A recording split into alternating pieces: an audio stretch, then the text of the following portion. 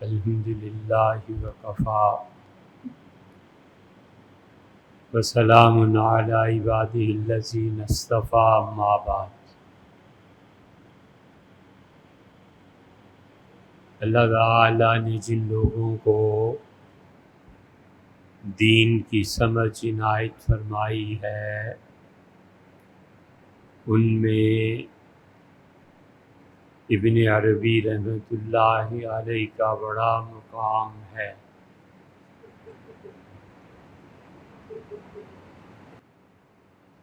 پانچویں، چھٹی، ساتویں، آٹھویں اور نویں صدی تک بھی قرن اول سے لے کے حضرت رسالت مآب صلی اللہ علیہ وسلم کے مبارک دور سے لے کے پہلے 1000 سال میں ہر علم و فن میں، محاورے میں کہیں تو اللہ تعالیٰ نے اپنا دامن جھٹک دیا۔ ایسے ایسے ہیرے اور جواہرات پیدا ہوئے جنہوں نے دین میں اتنی تحقیق کی کہ بہت سے مسائل میں قیامت تک کے لیے انہوں نے ہمیں تحقیق سے بالکل مستغنی کر دیا۔ ایک آدمی خون پہ تحقیق کرتا ہے، ڈاکٹر ہے، تو جتنی تحقیقات انسان یا جانور کے خون پہ اب تک ہو چکی ہیں، اب اس پہ معلوم نہیں کہ وہ کوئی قابل قدر تحقیق کا اضافہ کر بھی سکے گا یا نہیں۔ پچھلے کئی سو برس میں ڈاکٹرز نے خون کے متعلق ایک ایک تفصیل کو درج کر دیا۔ اب معلوم نہیں کہ آئندہ 1000 سالوں میں کیا لوگ آئیں گے جو خون پر کوئی نئی تحقیق پیش کریں۔ بالکل اسی طرح ہمارے جو اکابرین تھے، بہت سے موضوعات پہ انہوں نے جو کچھ لکھ دیا، اب آئندہ ایسے لوگ پیدا ہوں جو ان کی نایاب تحقیقات پر کوئی اضافہ کر سکیں، تو بعض تحقیقات ایسی ہیں جن کا دروازہ ہی گویا کہ بند ہو گیا، اور اب علوم کتنی بھی ترقی کریں، ہر پھر کے یہ ثابت کریں گے کہ جو بزرگوں نے کہا وہ درست ہے، اور اس کے علاوہ مزید آگے جانے کی کوئی گنجائش نہیں ہے۔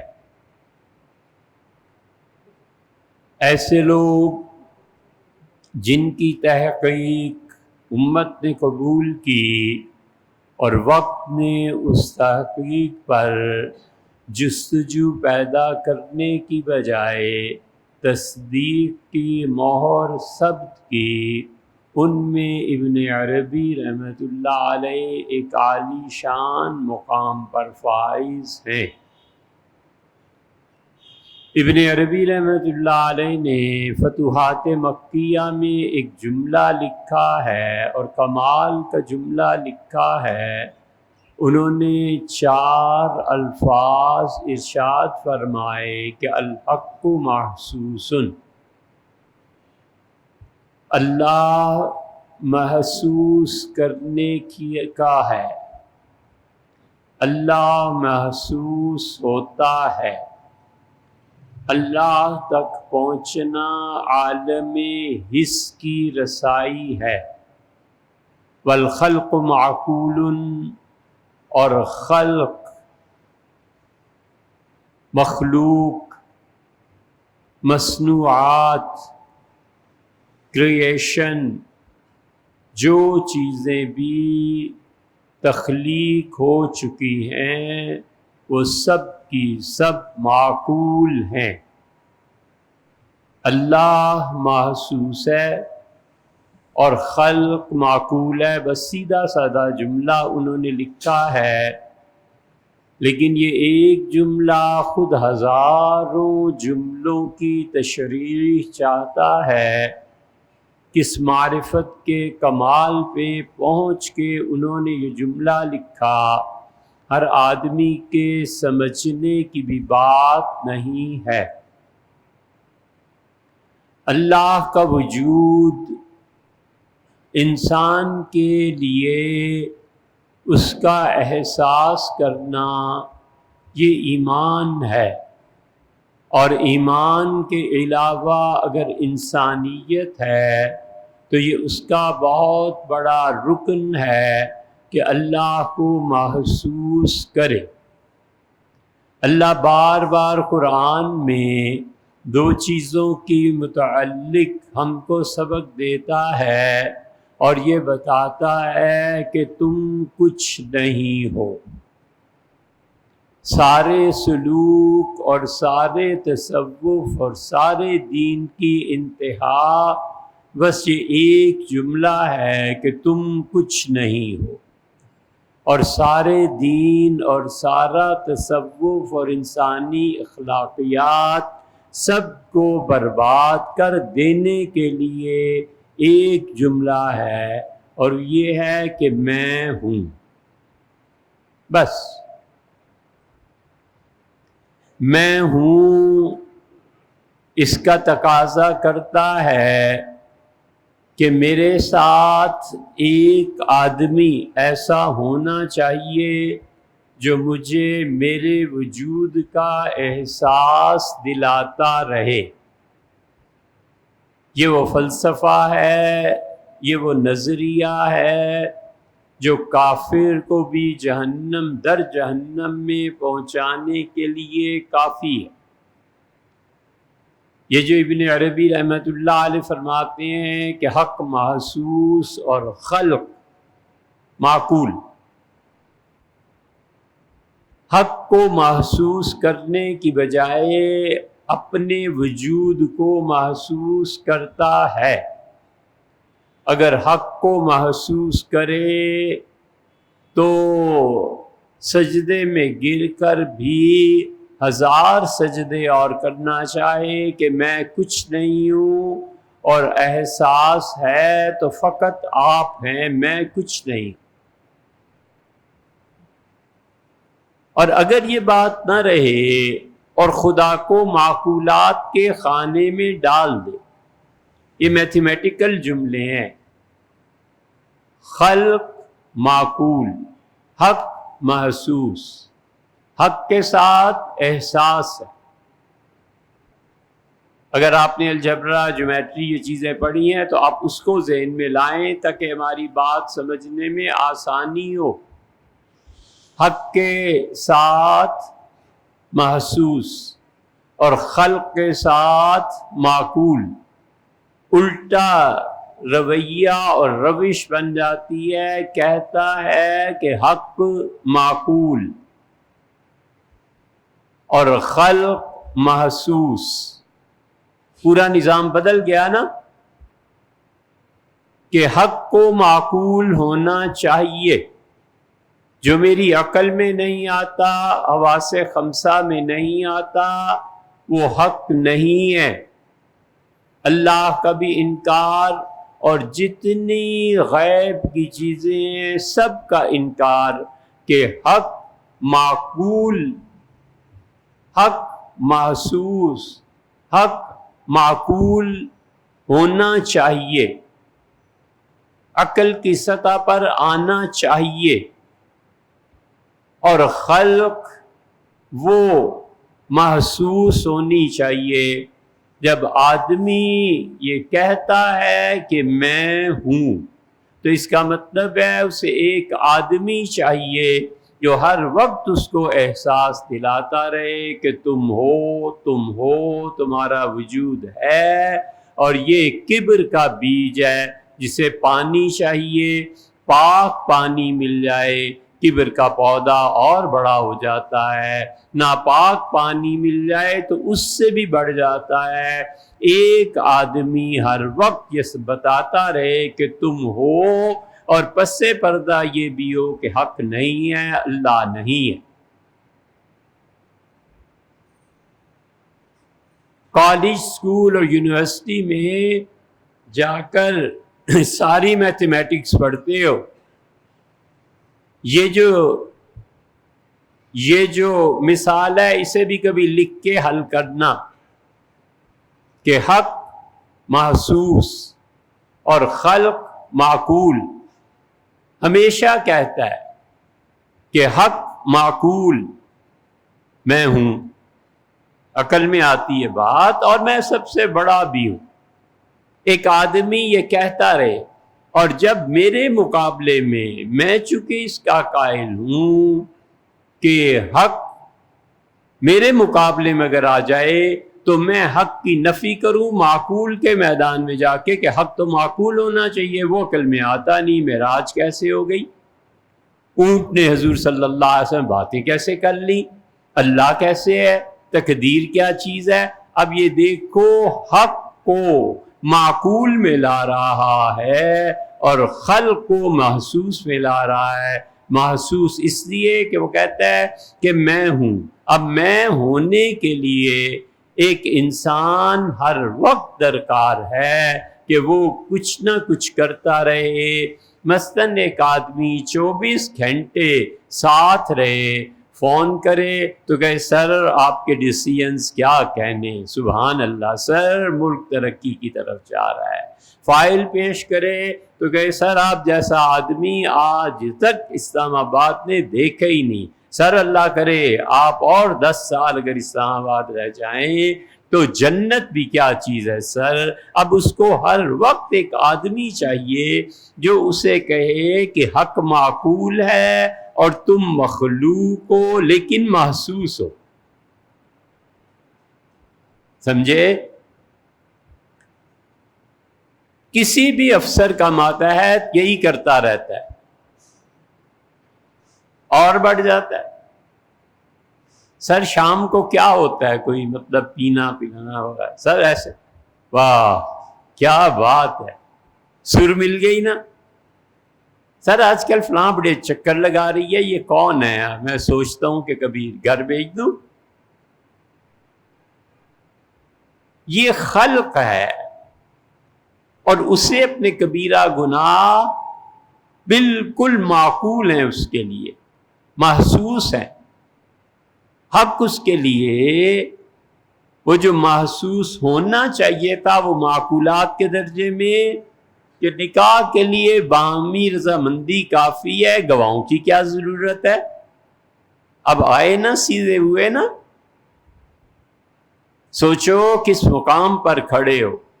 حق محسوس ہے، حق محسوس جن کے لیے بن جاتا ہے، اللہ کہتا ہے کہ ان کی اللہ فرماتے ہیں کہ ان کے پہلو رات کو بستر سے الگ ہو جاتے ہیں۔ قلیلا من اللیل ما یہجعون، رات کو تھوڑی دیر سوتے ہیں، اور اللہ کہتا ہے رات کے آخری حصے میں ہم مستغفرون، اللہ سے مدد، اللہ سے مغفرت مانگتے ہیں۔ اللہ کہتا ہے جب میری آیات پڑھی جاتی ہیں تقشعر ان کے رونگٹے کھڑے ہو جاتے ہیں، وجلت قلوبہم کے دل دہل جاتے ہیں، اور کہتے ہیں اے پروردگار تو حق ہے، تو محسوس ہے، تو میرے ساتھ ہی ہے۔ ابن عربی یہ سمجھا رہے ہیں رحمہ اللہ کہ حق محسوس، نگاہ اٹھتی ہے حرام کی طرف، جی چاہتا ہے، اس کے باوجود چپ کر جاتا ہے کہ اللہ نے یہ کہا ہے کہ ہم آدمی کو ہر وقت دیکھتے رہتے ہیں۔ کیا خوبصورت بات، ایک فلسفی اور صوفی ملے۔ فلسفی نے کہا کہ اللہ کہاں ہے؟ انہوں نے کہا کہ کہاں کا کیا مطلب؟ اس نے کہا کہ اللہ عرش پہ ہے، فرش پہ ہے، فرش پہ ناپاک جگہوں پہ ہے، پاک جگہوں پہ ہے۔ آپ نے گھات کا لفظ سنا ہے؟ اگر آپ پڑھے لکھے زیادہ ہوتے تو تشریح کی ضرورت نہ پیش آتی۔ شکاری جب جنگل میں جاتا ہے تو بہت چکنا ہو کر کہ مجھ پہ حملہ نہ ہو جائے ایک مچان بناتا ہے، درخت کے اوپر چڑھ جاتا ہے، کوئی ایسی جگہ غار تلاش کر لیتا ہے جہاں سے اسے پتہ ہے کہ یہاں سے شیر چیتا گزرے گا اور یہ میری گھات ہے۔ ایک ٹیلے پہ اپنے آپ کو پتوں میں چھپا لیتا ہے، وہ اس کی گھات ہے۔ گھات وہ جگہ جہاں پر بیٹھ کر ٹھیک شکار کو 100% شکاری کو یقین ہوتا ہے کہ اب میرے گرفت میں آئے گا، میرے تیر اور تلوار اور میری گولی کی زد میں آئے گا۔ تو اس سے کہا اللہ کہاں ہے؟ انہوں نے کہا بھئی یہ تم جانتے ہوگے کہ آسمان میں ہے یا زمین میں ہے، مجھے جو اس نے اپنا پتہ بتایا ہے اس نے کہا ان ربک لبالمرصاد، اللہ ہر وقت انسان کی گھات میں ہے، اللہ ہر وقت انسان کے مچان میں ہے، اللہ ہر وقت اس جگہ پر بیٹھا ہے جہاں سے جس کو چاہے وہ پکڑ لے، بجائے اس کے کہ وہ شکار کرے وہ اسے دبوچ لے۔ مجھے تو یہ پتہ ہے کتنا فرق ہے کہ اللہ عرش پہ ہے یا فرش پہ ہے۔ جو کہتا ہے کہ حق محسوس ہے وہ کہتا ہے مجھے تو اپنی فکر پڑی ہوئی ہے کہ اس نے کہا ہے کہ اس کا پروردگار ہر لمحہ اس کو دیکھ رہا ہے۔ اس لیے جو کہتا ہے میں ہوں، اسے ہر وقت ایک آدمی چاہیے جو کہتا رہے کہ سر آپ ہیں، سر آپ اتنے اچھے ہیں، سر یہ ٹائی تو کمال ہے، یہ تو شاید لندن سے آئی ہوگی، اسے بھی پتہ ہے کہ راجہ بازار میں ملتی ہے، لیکن اس کی تسلی کے لیے اور اپنے خدمت گزاری کے اظہار کے لیے اور اس کے ظلم پر اس کی تسکین کرنے کے لیے، اپنا عہدہ بڑھانے کے لیے، اپنے لیے رعایت چاہنے کے لیے، اپنا پلاٹ پکا کرنے کے لیے، اپنے لیے فارن کا ٹرپ لگانے کے لیے وہ یہی جملے بولتا ہے کہ سر آپ جیسا آدمی اور آپ جیسا آدمی، حتیٰ کہ خود کو اور اس کو وہ جہنم میں نچلے طبقے میں جہنم کا ایندھن بنا کر چھوڑتا ہے۔ اسی لیے اللہ کہتا ہے کہ گروہ ہمارے سامنے آئے گا اور ہم اسے کہیں گے تم غلط کام کیوں کرتے رہے؟ وہ کہیں گے انا اطعنا سادتنا وکبراءنا، اللہ ہم پیروی کرتے رہے اپنے بڑوں کی، حق تھا یا باطل تھا اوپر سے آرڈر آیا تھا۔ انا اطعنا سادتنا وکبراءنا، اللہ اوپر سے آنے والا ہر آرڈر ہم مانتے تھے، ہمیں تو یہ پتا تھا کہ جو بات اوپر سے آئی ہے سو کرنی ہے۔ فَأَضَلُّونَا السَّبِيلَ، انہوں نے حق سے ہمیں ناحق راستے پہ ڈال دیا۔ ربنا آتِهِمْ ضِعْفَيْنِ مِنَ الْعَذَابِ، اللہ حق کا ساتھ نہ دینے پہ یہ آیت سنو اور جا کے پڑھنا بھی، اللہ جو ہم حق اور ناحق ہر چیز میں بڑوں کی اوپر والے آرڈر کی تعمیل کرتے رہے نا، جو عذاب تو اس اندھے پن پہ آج ہمیں دے رہا ہے، ضِعْفَيْنِ مِنَ الْعَذَابِ، اللہ مجھ سے دگنا عذاب ان اوپر والوں کو دے، وَلْعَنْهُمْ لَعْنًا كَبِيرًا، اللہ بڑی بڑی لعنتیں ان پر بھیج جو ہمارے بڑے بنے ہوئے تھے اور ہم نیچے ان کے آرڈرز مانتے تھے۔ یہ ہے اپنے بڑوں کے ماننے کی قیامت میں جزا کہ ہم تو جہنم میں گئے ہی گئے، ہم سے دگنی جہنم ہے پروردگار بھیج، جو اوپر سے جو آرڈر آتا تھا ہم اسے تسلیم کرتے تھے۔ انا اطعنا سادتنا وکبراءنا فاضلونا السبیل ربنا آتِهِمْ ضِعْفَيْنِ من العذاب وَلْعَنْهُمْ لَعْنًا كَبِيرًا۔ دوسری جگہ اللہ کہتا ہے کہ ہم انہیں کہیں گے تم سب کے لیے دوہری جہنم ہے، ان کے لیے دوہری جہنم، ہر کوئی اپنے سے اوپر والے کو خوش، ہر کوئی اپنے سے اوپر والے کو خوش کر رہا تھا، درمیان میں سب میں غلطی آخر پہ ابتدا میں یہ ہوئی کہ اس نے خلق کو محسوس جانا اور حق کو معقول جانا۔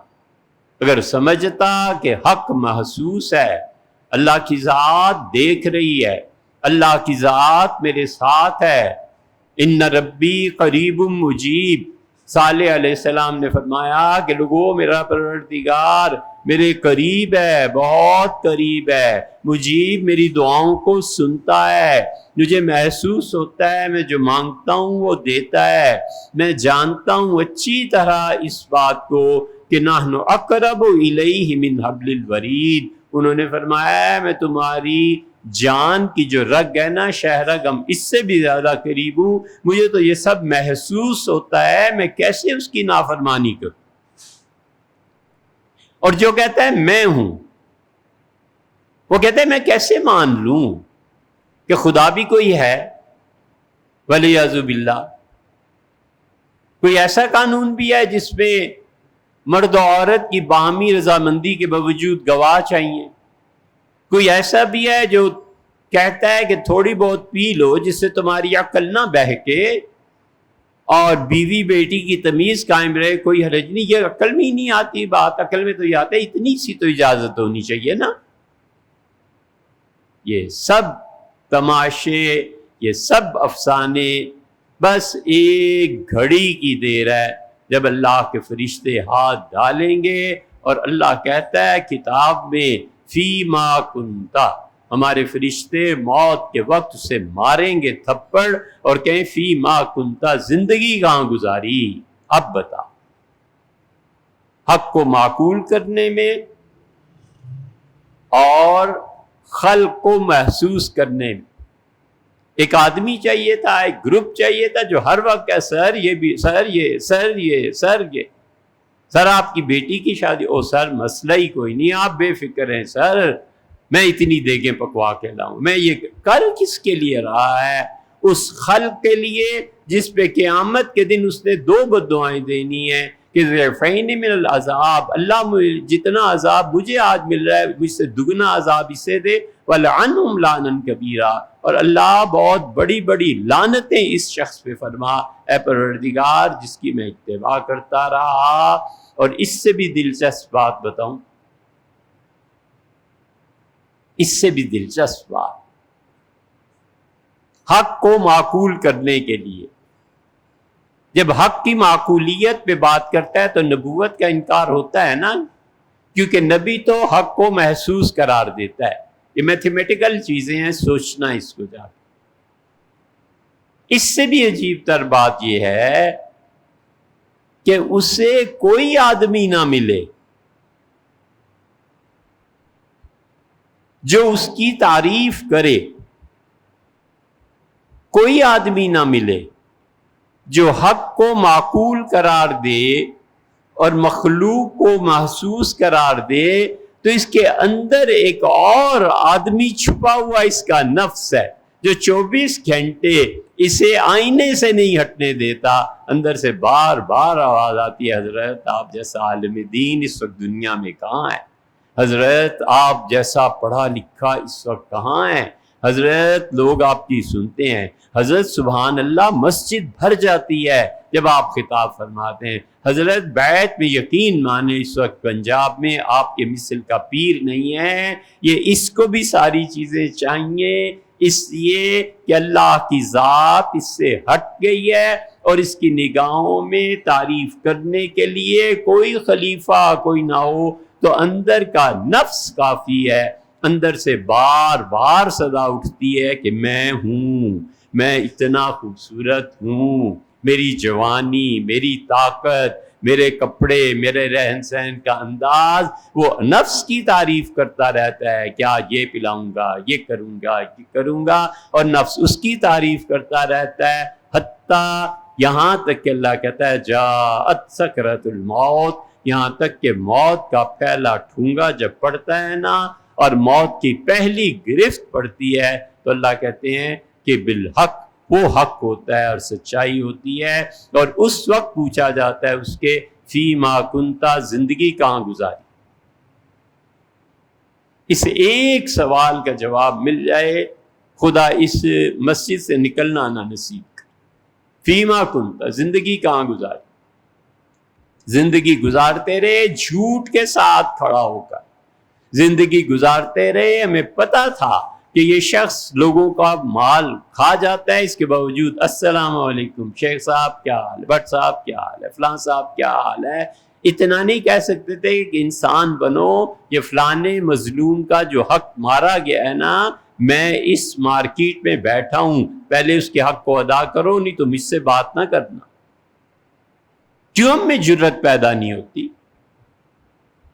کیوں ہم یہ نہیں کہتے کہ جناب یہ آپ نے اس پہ جو قبضہ کر رکھا ہے فٹ پاتھ پہ، یہ صحیح نہیں ہے، یہ لوگوں کے چلنے کی جگہ ہے، مت کریں ایسے۔ ہم پھر بھی گلے لگاتے ہیں۔ کیوں ہمت نہیں پڑتی یہ کہنے کی کہ بھائیو میری بہن کا حق ہے اس جائیداد میں، اس جائیداد کو کچھ ہو جائے بہن کے اکاؤنٹ میں داخل کراؤ جو شرعاً اصل ہے، اور بہن اس پیسے کو، جائیداد کو اٹھا کے ہمیں واپس دے دے، ہم چار بھائی اس کی تقسیم کر لیں گے۔ لیکن قبضے سے پہلے ہی ہم کہیں کہ وہ راضی ہے۔ کیسے راضی ہے؟ اس کے بچے نہیں، اس کی اپنی ضروریات نہیں ہیں۔ اس وقت ہم بھائیوں کا ساتھ دیتے ہیں۔ ہمیں ذرا شرم نہیں کہ ہم حق کو معقول بنا رہے ہیں اور خلق کو محسوس بنا رہے ہیں۔ اللہ کی جگہ انسان آ گئے اور انسانوں کی جگہ اللہ نے لے لی، ولیعذ باللہ۔